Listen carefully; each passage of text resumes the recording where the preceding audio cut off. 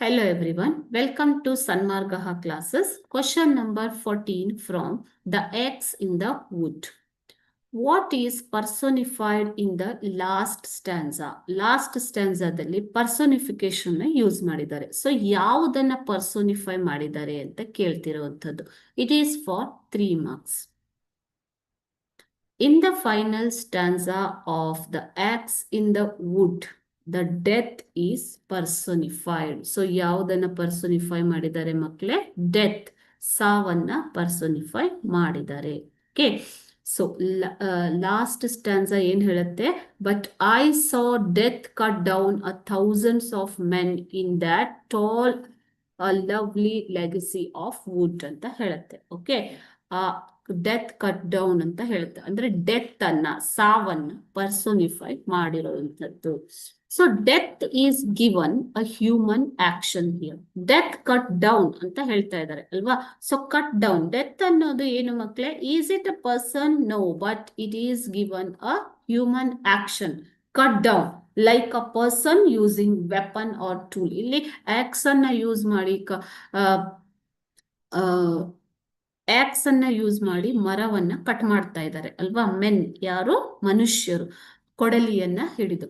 ಆದರೆ ಈ ಸ್ಟ್ಯಾನ್ಸಾದಲ್ಲಿ they have told that death cut down ಅಂತ ಹೇಳ್ತಾ ಇದ್ದಾರೆ. Death cut down means it is given a human character cutting down. Okay, so ಈ ತರ ಪರ್ಸೋನಿಫಿಕೇಶನ್ ನಲ್ಲಿ ಯೂಸ್ ಮಾಡಿರುವಂಥದ್ದು. ಅದೇ ರೀತಿ normally death is just an idea, not a person, isn't it? It's an idea. Okay, it is not a person, but here it is given human action and power. Okay, human action, ಮನುಷ್ಯನ ಒಂದು ಕ್ರಿಯೆ ಮತ್ತು ಆ ಶಕ್ತಿಯನ್ನ ಸಾವಿಗೆ ಕೊಟ್ಟಿದ್ದಾರೆ. Death cut down ಅಂತ ಹೇಳ್ಬಿಟ್ಟು. This makes the scene more powerful and frightening. Okay, so death cut down ಅಂತ ಅಂದಾಗ it feels more powerful and it feels more frightening, ಭಯಾನಕವಾಗಿ ತೋರುತ್ತೆ. That is why the poet has personified death here.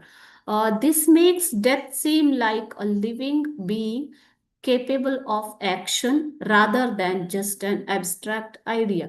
So ಒಂದು abstract idea ಅಷ್ಟೇ ಅಲ್ಲ, ಈ ಸಾವು ಅನ್ನೋದು ಒಂದು ಲಿವಿಂಗ್ ಬೀಯಿಂಗ್ ಅನ್ನುವಂತಹ ಒಂದು ಗುಣಲಕ್ಷಣಗಳನ್ನ, ಆಟ್ರಿಬ್ಯೂಟ್ ಅನ್ನ ಅದಕ್ಕೆ ಕೊಟ್ಟು ಪರ್ಸೋನಿಫೈ ಮಾಡಿರುವಂಥದ್ದು. Okay,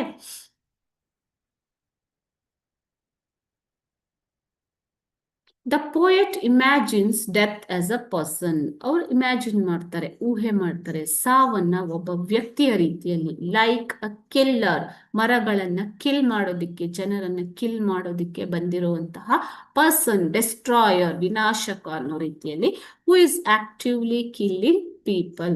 Okay, this is how the death is personified in the last stanza. Okay, thank you.